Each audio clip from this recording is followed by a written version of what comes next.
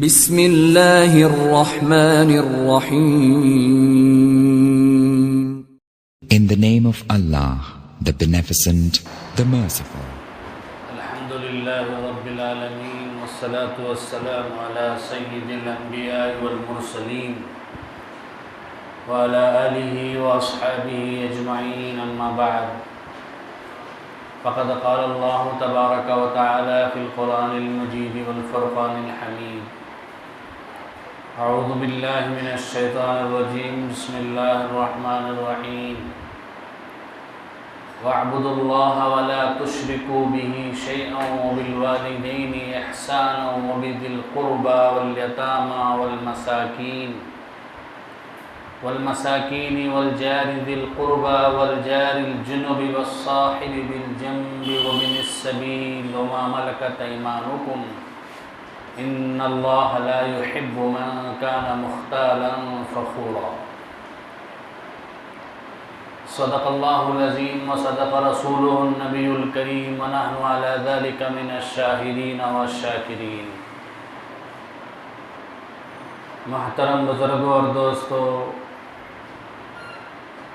جو آیت آپ کے سامنے پڑھی گئی، اس میں اللہ تبارک و تعالیٰ نے بندوں کے حقوق بیان فرمائے ہیں.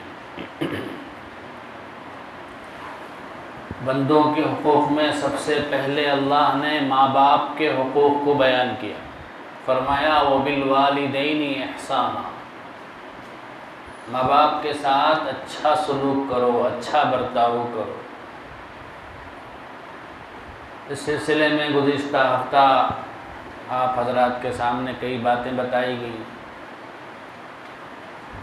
آگے اللہ کہتے ہیں وَبِذِي الْقُرْبَى، رشتہ داروں کے ساتھ اچھا سلوک کرو. اسلام کے اندر رشتہ داروں کے ساتھ اچھا سلوک کرنے، اچھا برتاؤ کرنے کی بڑی تاکید ہے. قرآن کے اندر کئی آیتوں میں اس کا حکم دیا گیا ہے، اور نبی کریم صلی اللہ علیہ وسلم نے بھی اپنے قول اور اپنے عمل سے اس کی بڑی اہمیت بیان فرمائی ہے. چنانچہ اللہ کے نبی صلی اللہ علیہ وسلم نے فرمایا من احب ان یبسط له فی رزقه وینسى له فی اثره فلیصل رحمہ. جو شخص چاہتا ہو کہ اس کے رزق میں برکت ہو اور اس کی عمر میں برکت ہو، چاہیے کہ وہ رشتہ داروں کے ساتھ اچھا سلوک کرے،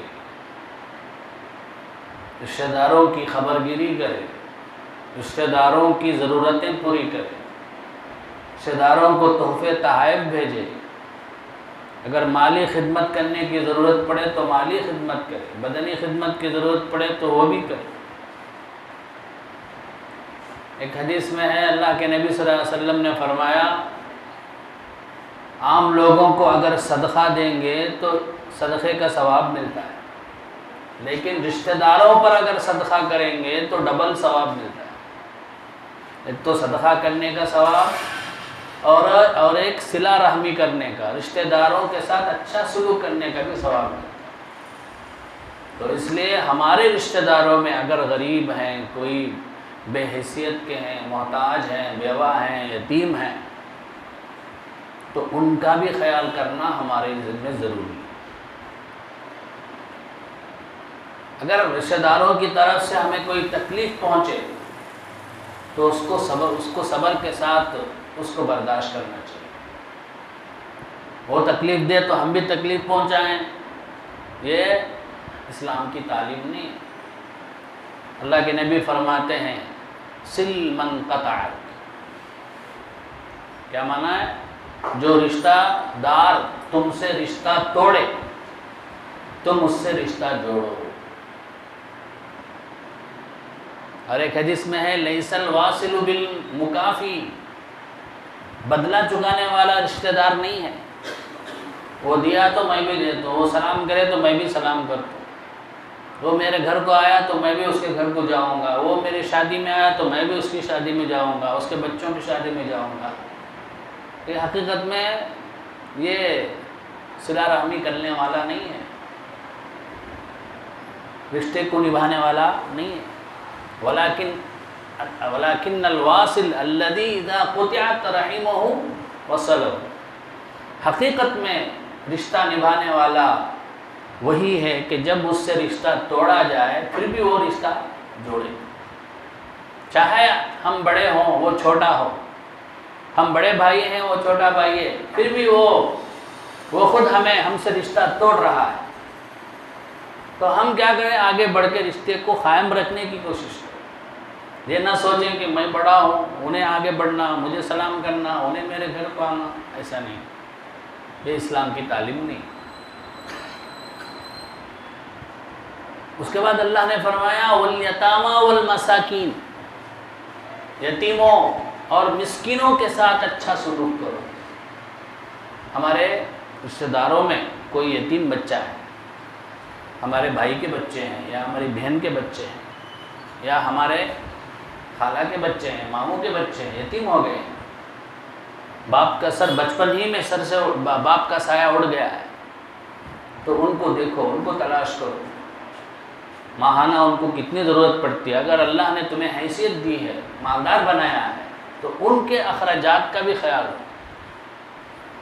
اسی طرح ہمارے محلے میں غربا ہیں، فقیر ہیں، ہمارے پڑوس میں رہتے ہیں، تو دیکھیں کہ ان کے گھروں کا کیا حال ہے، انہیں کیا ضرورت ہے. اگر کوئی بیمار ہے تو انہیں دوائی کے لیے، علاج کے لیے کتنی ضرورت پڑتی ہے. تو یہ ہے یتیموں اور مسکینوں کے ساتھ حسن سلوک. آگے اللہ فرماتے ہیں والجار ذی القربى والجار الجنوبی، قریب والے پڑوسی کے ساتھ بھی اچھا سلوک کرو اور دور والے پڑوسی کے ساتھ بھی اچھا سلوک کرو. قریب والا پڑوسی کون ہے؟ حضرات مفسرین کہتے ہیں قریب والا پڑوسی وہ ہے جس کا گھر ہمارے گھر سے ملا ہوا ہے، اور دور والا پڑوسی وہ ہے جس کا گھر ہمارے گھر سے ملا ہوا نہیں ہے لیکن وہ ہمارے ہی محلے میں ہے. تو اللہ کہتے ہیں دونوں کے ساتھ اچھا برتاؤ کرو. اپنے قول سے بھی ان کو تکلیف مت دو، اپنی باتوں سے، اور اپنے عمل سے بھی ان کو تکلیف مت دو. حضرت ابن عباس رضی اللہ عنہ فرماتے ہیں قریب والا پڑوسی سے وہ پڑوسی مراد ہے جو کہ مسلمان ہو، اور دور والے پڑوسی سے وہ مراد ہے جو کہ غیر مسلم. تو معنی کیا ہوا؟ تمہارا پڑوسی چاہے مسلمان ہو، اس کو بھی، اس کے ساتھ بھی اچھا برتاؤ کرو. اگر تمہارا پڑوسی نان مسلم ہو، غیر مسلم ہو، اس کے ساتھ بھی اچھا سلوک کرو. اور بعض مفسرین کہتے ہیں قریب والا پڑوسی سے وہ پڑوسی مراد ہے جو کہ تمہارا رشتہ دار ہو، اور دور والے پڑوسی سے وہ مراد ہے جو کہ رشتہ دار نہ ہو. تو آیت کا مطلب کیا ہوا؟ تمہارے پڑوس میں جو بھی ہے، اگر وہ رشتہ دار ہے تو بھی اس کے ساتھ اچھا سلوک کرو، اگر وہ رشتہ دار نہیں ہے تو بھی اس کے ساتھ اچھا سلوک. ایک حدیث میں ہے اللہ کے نبی نے فرمایا پڑوسی 3 قسم کے ہوتے ہیں. ایک پڑوسی وہ ہوتا ہے جو ایک حق والا ہوتا ہے، اور ایک پڑوسی وہ ہوتا ہے جو 2 حق والا ہوتا ہے، اور ایک پڑوسی وہ ہوتا ہے جو 3 حق والا ہوتا ہے. ایک حق والا پڑوسی وہ ہے جو صرف پڑوسی، مسلمان بھی نہیں ہے، غیر مسلم ہے، رشتہ دار بھی نہیں ہے، تو اس کا صرف ایک ہے پڑوسی ہونے کا حق. اور 2 حق والا پڑوسی وہ ہے جو پڑوسی بھی ہے اور مسلمان بھی. 2 حق ہے، پڑوسی ہونے کا بھی حق ہے، مسلمان ہونے کا بھی حق ہے. پھر آپ نے فرمایا 3 حق والا پڑوسی وہ ہے جو پڑوسی بھی ہو، مسلمان بھی ہو اور رشتہ دار بھی ہو. تو مطلب کیا؟ ہر قسم کے پڑوسی کے ساتھ اچھا سلوک کرو، چاہے وہ رشتہ دار ہو، چاہے مسلمان ہو، چاہے صرف پڑوسی. احادیث کے اندر اللہ کے نبی صلی اللہ علیہ وسلم نے پڑوسیوں کے سلسلے میں بڑی تاکید فرمائی ہے. ایک حدیث میں آتا ہے اللہ کے نبی صلی اللہ علیہ وسلم نے فرمایا حضرت جبرائیل علیہ السلام مجھے پڑوسیوں کے ساتھ اچھا سلوک کرنے کی اتنی تاکید کرتے تھے اور بار بار تاکید کرتے تھے، مجھے وہم ہو گیا کہ شاید اللہ تبارک و تعالیٰ اسے میرے مال میں وارث بنا دیں گے۔ وارث کون ہوتا ہے؟ رشتہ دار ہوتے ہیں، لیکن اتنی تاکید کرتے تھے حضرت جبرائیل علیہ السلام، اس سے مجھے گمان ہو گیا تو اللہ کا حکم آ جائے گا کہ اس کو بھی جو ہے اب تمہارے مال میں حصہ ملے گا۔ اتنی زیادہ تاکید کرتے تھے۔ اور ایک حدیث میں اللہ کے نبی نے فرمایا وہ شخص ایمان والا نہیں ہو سکتا، وہ تو پیٹ بھرا ہوا ہو لیکن اس کا پڑوسی بھوکا ہو۔ وہ تو پیٹ بھر کے کھا رہا ہے لیکن اس کا پڑوسی میں کے گھر میں چولہا بھی نہیں جل رہا ہے، غریب ہے، فقیر ہے، محتاج ہے، تو ایسے پڑوسی ایمان والا نہیں ہے۔ اور ایک حدیث میں اللہ کے نبی نے فرمایا واللہ لا یؤمن، واللہ لا یؤمن، واللہ لا یؤمن، اللہ کی قسم وہ شخص ایمان والا نہیں ہے، اللہ کی وہ شخص ایمان والا نہیں ہے، اللہ کی قسم وہ شخص ایمان والا نہیں ہے۔ صحابہ نے پوچھا ومن یا رسول اللہ کے نبی کون ہے وہ جو ایمان والا نہیں ہے؟ تو آپ صلی اللہ علیہ وسلم نے فرمایا من لا یأمن جارہ بوائقہ، وہ شخص ایمان والا نہیں ہے جس کی شرارتوں سے اس کا پڑوسی محفوظ نہ ہو، جس کی تکلیفوں سے، جس کی ایذاؤں سے اس کا پڑوسی محفوظ نہ ہو۔ کیا مطلب؟ اگر کوئی شخص اپنے پڑوسیوں کو اپنے باتوں سے، اپنے عمل سے، اپنے طریقوں سے، اپنے مزاج سے تکلیف پہنچاتا ہے تو اللہ کے نبی فرماتے ہیں وہ ایمان والا نہیں ہے، کامل و مکمل، وہ پکا مسلمان نہیں ہے، وہ کچا مسلمان ہے، اس کا ایمان کامل نہیں ہے۔ پڑوسیوں کے کیا حقوق ہیں؟ بحث ابن حکیم رحمۃ اللہ علیہ اپنے دادا سے نقل کرتے ہیں، ایک لمبی حدیث ہے، کنز الاموال کی حدیث۔ ان کے دادا صحابی تھے، انہوں نے اللہ کے نبی سے پوچھا اللہ کے نبی صلی اللہ علیہ وسلم پڑوسیوں کے کیا حقوق ہیں، پڑوسی کا کیا حق ہے؟ تو آپ صلی اللہ علیہ وسلم نے فرمایا پڑوسی کا حق یہ ہے کہ جب وہ بیمار ہو جائے تو اس کی عیادت کرے، بیمار پرسی کرے، جا کے پوچھے کیسی ہے طبیعت، کوئی ضرورت ہے کیا، یہ بھی ایک حق ہے۔ اسی طرح یہ بھی حق ہے کہ جب پڑوسی تمہارا انتقال کر جائے تو اس کی تجہیز میں، تکفین میں، اس کے جنازے میں شریک۔ اور اسی طرح جب تمہارے پڑوسی کو کوئی خوشخبری پہنچے، اسے کوئی اچھی چیز مل جائے تو اسے جا کے مبارکبادی دو، اگر اسے کوئی تکلیف پہنچے تو اسے تسلی دو، اس کو کوئی مصیبت پہنچے تو اس کو ہمت دلاؤ، حوصلہ دلاؤ، تسلی دو، دلاسا دلاؤ۔ اور پڑوسی کے گھر کے پاس اپنا گھر اتنا اونچا نہ کرے جس کی وجہ سے اس کے لیے ہوا آنا بند ہو جائے، یہ بھی آپ نے فرمایا۔ اسی طرح یہ بھی کہا اگر تم کوئی اچھا عمدہ کھانا بنانا چاہتے ہو تو اس انداز سے بناؤ کہ اس کی مہک، اس کی خوشبو پڑوسی تک نہ پہنچے، اگر جب تم نہ دینا چاہتے ہو کھانا، کیونکہ وہ غریب ہے بیچارہ، تمہارے گھر میں اچھا کھانا پک رہا ہے،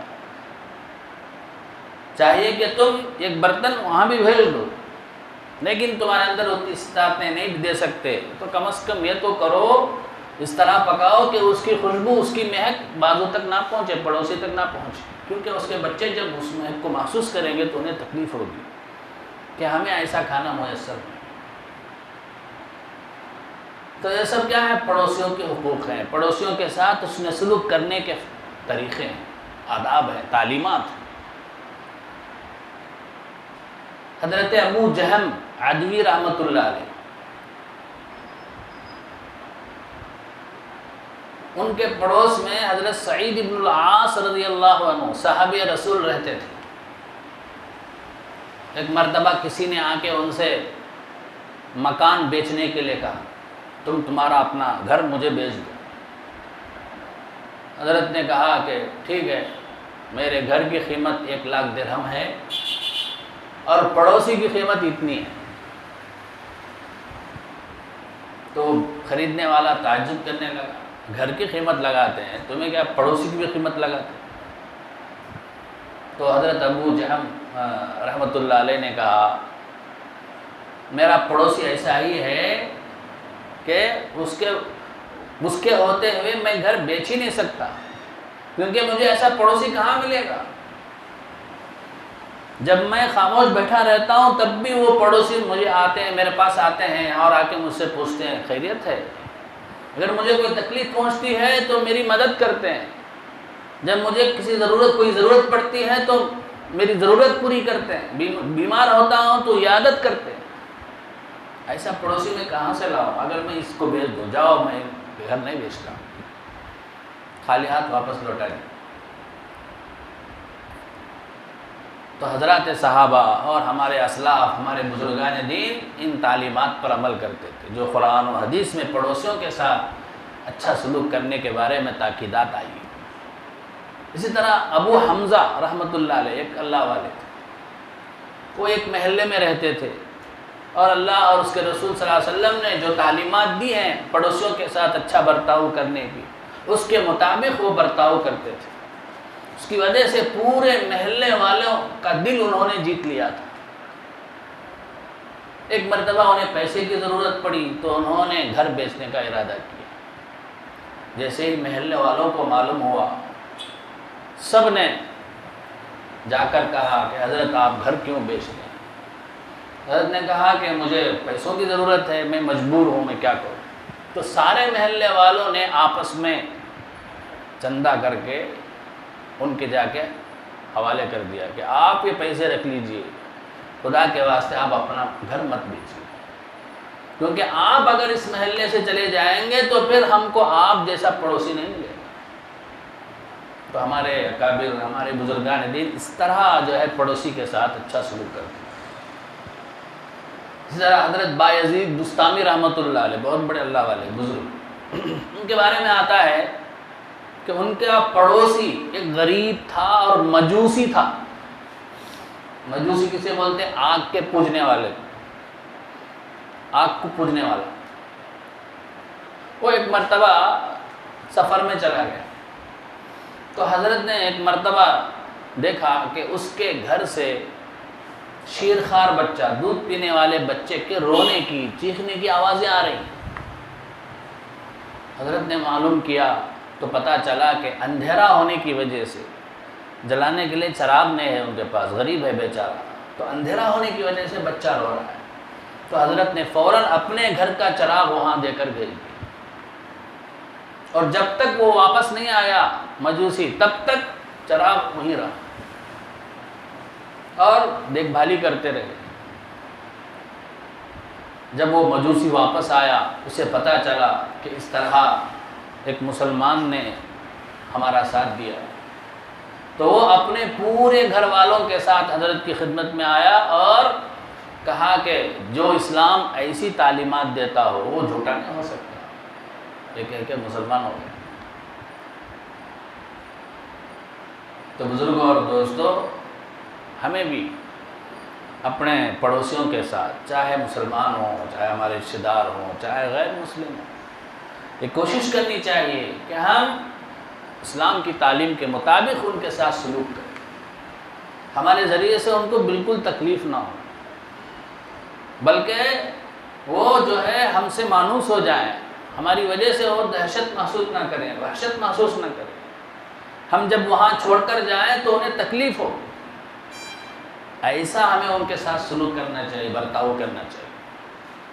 آج کل رشتہ داروں کے ساتھ واسطہ بہت کم پڑتا ہے، کیونکہ کبھی رشتہ دار الگ الگ جگہوں میں ہوتے ہیں، پڑوسیوں کے ساتھ زیادہ واسطہ پڑتا ہے۔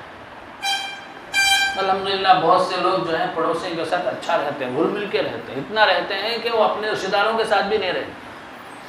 تو اسلام کی تعلیم ہے، یہ قرآن کی تعلیم ہے، اس لیے ہمیں ایسا برتاؤ کرنا چاہیے کہ غیر مسلموں میں جو مسلمانوں کے تعلق سے نفرت بھری ہوئی ہے وہ دور ہو جائے، انہیں سمجھ میں آ جائے کہ جو اسلام ایسا ہو کہ وہ اپنوں کے ساتھ اور غیروں کے ساتھ اچھا اچھا سلوک کرنے کا حکم دیتا ہو وہ اسلام جھوٹا نہیں ہو سکتا. وہ بھی جو ہے اسلام کے قائل ہو جائے, ان کے دلوں سے اسلام کی نفرت ختم ہو جائے. بزرگوں اور دوستو, اسلام جو ہے ایسے ہی اخلاق سے پھیلا ہے.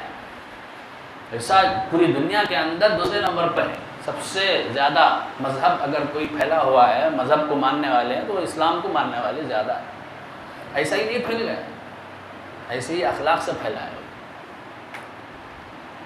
تو بہرحال اللہ تعالیٰ کہتے ہیں وَالْجَارِ ذِي الْقُرْبَى وَالْجَارِ الْجُنُوبِ وَالصَّاحِبِ بِالْجَنْبِ,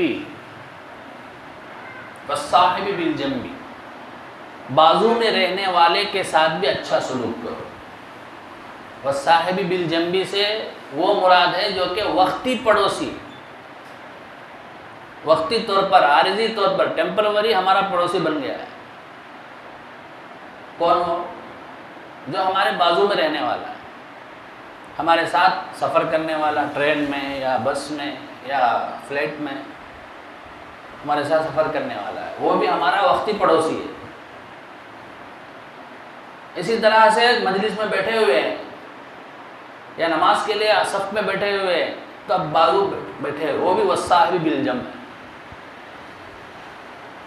تو ان کو بھی تکلیف دینے کا ہمیں حق نہیں ہے, ان کے ساتھ بھی اچھا سلوک کرنے کا حکم. والصاحب بالجنب, ہماری باتوں سے بھی انہیں تکلیف نہ ہو. سفر میں جاتے ہیں, کبھی کبھار کیا کرتے ہیں, ایسی زوردار آواز سے باتیں کرتے ہیں یا موبائل میں کچھ دیکھتے ہیں جس کی وجہ سے بازو والوں کو جو ہے تکلیف ہوتی ہے. وہ سونا چاہتے ہیں تو ہماری آوازوں کی وجہ سے انہیں تکلیف ہوتی ہے. یہ نہیں, اپنی زبان سے بھی ہمیں انہیں تکلیف نہیں پہنچا, اپنے قول سے بھی تکلیف نہیں پہنچا, اس لیے طرح اپنے عمل سے بھی انہیں تکلیف نہیں دینا. انہیں کے سامنے بیٹھ کے بیڑی پینا یا سگریٹ پینا, تو اب کیا ہے, دھواں ان کو پہنچے گا, انہیں تکلیف ہوگی. یا پان کھاتے ہیں, ایسا تھوکتے ہیں کہ ان کے اوپر بھی 1-2 خطرے پڑ جائے.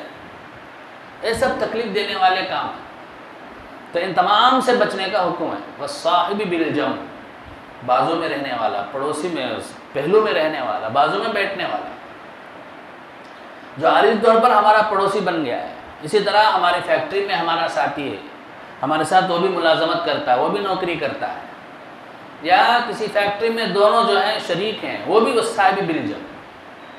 تو اللہ کہتے ہیں ان کے ساتھ بھی اچھا برتاؤ کرو. وابن السبیل, اس کے بعد اللہ نے کہا مسافر کے ساتھ, راہگیر کے ساتھ, جس کا کوئی مسافر ہے, وہ اب اجنبی شہر میں آیا ہوا ہے, اس کا کوئی یہاں رشتہ دار نہیں ہے, جاننے والا نہیں ہے, پہچاننے والا نہیں ہے, تو اس کے ساتھ بھی تم کیا کرو, اچھا سلوک کرو. اگر اسے کچھ ضرورت پڑ جائے, کبھی کبھار کیا ہوتا ہے, پیسے چوری ہو جاتے ہیں, بچے پریشان ہوتے ہیں, فون بھی چوری, سب چوری, اب کسی طرح پیسے نہیں منگوا نہیں سکتے, اب پوچھ بھی نہیں سکتے وہ لوگ. تو ایسے لوگوں اگر وہ کبھی پوچھ لیے تو ان کی مدد کرنا, یہ بھی جو ہے والصاحب وابن السبیل میں داخل ہے. اس کے بعد فرمایا وما ملکت ایمانکم, تمہارے جو مملوک ہیں, تمہارے جو ماتحت ہیں, ان کے ساتھ بھی اچھا برتاؤ کرو, اچھا سلوک کرو. اب اس میں ہمارے پاس کام کرنے والے ملازم ہیں, یا ہمارے نوکر ہیں, ہمارے خادم ہیں, ہمارے ماتحت ہیں, جو بھی سب آ جاتے ہیں. ہم ایک فیکٹری میں مینیجر ہیں, تو اب مینیجر کے ماتحتی میں, اس کے انڈر میں کئی لوگ کام کرتے ہیں, تو وہ سب اس میں آ جاتے ہیں. تو ان کے ساتھ بھی اچھا سلوک کرو. میں مینیجر ہوں بول کے ان کے اوپر رعب جماتے رہیں, اور ان کے ساتھ جو ہے اپنا کام بھی لیتے رہیں, انہیں تکلیف پہنچاتے رہیں, یا ان کی جو تنخواہ ہے وقت پر دینا ہے وہ نہ دیں, حالانکہ تنخواہ آ گئی ہے کمپنی کی طرف سے, لیکن یہ نہیں دے رہے. تو بہرحال تکلیف دینے کے کئی طریقے ہیں, یہ بھی صحیح نہیں ہے. ان کا حق بھی ادا کرنا ضروری. وابن السبیل وما ملکت ایمانکم. اسی طرح ہمارے ماتحت میں رہنے والے ہیں, انہیں کوئی تکلیف پہنچی ہے, کوئی مصیبت میں پھنسے ہوئے ہیں, تو ان کی مدد کرنا, یہ بھی جو ہے ان کے ساتھ حسن سلوک میں داخل ہے. ان اللہ لا يحب من کان مختالا فخورا, بے شک اللہ تعالیٰ ایسے آدمی کو پسند نہیں کرتا جو کہ تکبر کرنے والا ہو, فخر کرنے والا ہو. عام طور پر یہ بندوں کے جو حقوق ہیں ان میں کوتاہی وہی لوگ کرتے ہیں جو تکبر میں ہوتے ہیں, فخر کرنے والے ہوتے ہیں، کنجوسی کرنے والے ہوتے ہیں، وہی لوگ یہ کام نہیں کرتے ہیں۔ اس لیے اللہ کہتے ہیں ایسے کنجوسوں کو اللہ پسند نہیں کرتا، ایسے تکبر کرنے والوں کو اللہ پسند نہیں کرتا۔ الذین یبخلون، وہ لوگ جو کہ کنجوسی کرتے ہیں، وَيَأْمُرُونَ النَّاسَ بِالْبُخْلِ، اور دوسروں کو بھی کنجوسی کرنے کا حکم دیتے ہیں۔ وَيَكْتُمُونَ مَا آتَاهُمُ اللَّهُ مِنْ فَضْلِ، اللہ نے انہیں جو کچھ فضیلت دی ہے، مال دولت وغیرہ کہتے ہیں، اسے چھپاتے ہیں۔ تو ایسے لوگوں کو اللہ پسند نہیں کرتا۔ وَأَعْتَدْنَا لِلْكَافِرِينَ عَذَابًا مُهِينًا، ہم نے کافروں کے لیے ذلت آمیز عذاب تیار کر کے رکھا ہے۔ پھر آگے کہتے ہیں وَالَّذِينَ يُنْفِقُونَ أَمْوَالَهُمْ رِئَاءَ النَّاسِ، وہ لوگ جو اپنا مال خرچ کرتے ہیں لیکن دکھانے کے لیے، لوگوں کو دکھانے کے لیے۔ تو آج کل جو ہے غریبوں کی مدد کرنے کے نام سے خوب لوگ آتے ہیں، لیکن فوراً کیا کرتے ہیں، ان کی ویڈیو بناتے ہیں، ان کا فوٹو اٹھاتے ہیں اور سوشل میڈیا میں خوب پھیلاتے ہیں کہ ہم ایسا کرنے والے ہیں۔ اب اس میں ان کی بھی جو ہے بے عزتی ہے، ان کی بھی عزت کا مسئلہ ہے نا۔ اب لوگ کیا سمجھیں گے، دیکھو ان کے پاس لے رہے ہیں بول کے، انہیں معمولی سمجھیں گے، ہلکا سمجھیں گے، اور ہمارا بھی عمل بیکار، کیونکہ یہ دکھاوا ہو گیا ہے۔ حدیث میں کیا ہے، ایسا خرچ کرو کہ بائیں ہاتھ کو معلوم نہ ہو کہ دائیں ہاتھ نے کیا دیا ہے، چھپا کر دینے کا ہو۔ تو اس لیے لوگوں کو دکھانے کے لیے جو لوگ خرچ کرتے ہیں، اللہ ان کو بھی پسند نہیں کرتے، اور وہ لوگ جو اللہ پر آخرت پر ایمان نہیں رکھتے ان کو بھی پسند نہیں کرتے۔ وَمَن يَكُنِ الشَّيْطَانُ لَهُ قَرِينًا فَسَاءَ قَرِينًا، جس کا شیطان ساتھی ہو جاتا ہے وہ بہت ہی برا ساتھی ہے۔ بہرحال اللہ تبارک و تعالیٰ نے اس آیت کے اندر بندوں کے بہت سارے حقوق ہمیں بیان فرمائے ہیں، اس لیے ہمیں بندوں کے حقوق کو ادا کرنے کی کوشش کرنی چاہیے، ان میں کوتاہی نہیں کرنی چاہیے۔ بار بار آپ کے سامنے بیان کیا جاتا ہے، اللہ اگر اس کے حق میں، اللہ کے حق میں اگر کمی ہو جائے تو ہو سکتا ہے اللہ معاف کر دے، لیکن بندوں کے حق میں اگر کمی ہو جائے، کوتاہی ہو جائے تو اللہ معاف نہیں کریں گے جب تک کہ بندہ خود معاف نہ کرے۔ تو اس لیے بندوں کے حقوق کے معاملے میں بہت زیادہ احتیاط کرنے کی، محتاط رہنے کی ضرورت ہے۔ اللہ تعالی ہم میں سے ہر ایک کو اللہ کا حق بھی ادا کرنے کی توفیق عطا فرمائے، بندوں کے حقوق بھی ادا کرنے کی توفیق عطا فرمائے۔ آمین۔ وآخر دعوانا الحمدللہ رب العالمین۔